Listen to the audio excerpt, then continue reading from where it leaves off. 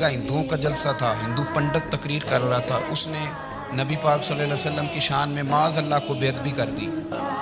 مسلمان تھے ہی نہیں، ایک مسلمان تھا، وہ ملنگ نہیں ہوتے دوری ڈنڈے والے، اس کے پر رنگین ڈنڈا تھا، وہ کہیں دور بیٹھا تھا، تو اس نے سن لی اسپیکر چل رہا تھا، تو وہ ڈنڈا لے کے تو سٹیج پہ چڑھ آیا۔ وہ کہتا ہے میں نے پنڈت کے سر میں مارا ایک ہی ہے، پر مارا ذرا صحیح کر کے۔ وہ ڈھیر ہو گیا، لوگوں نے گرفتار کر لیا، جیل میں چلا گیا۔ پیر صاحب کہتے ہیں میں ملنے گیا، بندے کو بسم اللہ بھی سیدھی نہیں پڑھنی آتی، سورۃ اخلاص بھی ٹھیک نہیں آتی، ربنا آتی نہ دعا نہیں کر سکتا، ملنگ ہے۔ میں ملنے گیا اور میں نے کہا یار نہ تو نماز پڑھے، نہ داڑھی رکھے، نہ تو مسجد جائے، پر تو نے کمال کر دی۔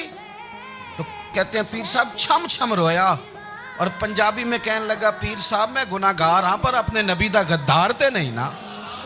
یہ گناہ گار اور غدار میں فرق ہوتا ہے، میں گناہ گار ہوں پر یہ تو نہیں نا کسی کی ضرورت کہ میرے سامنے میرے نبی کے بارے میں بات کر جائے۔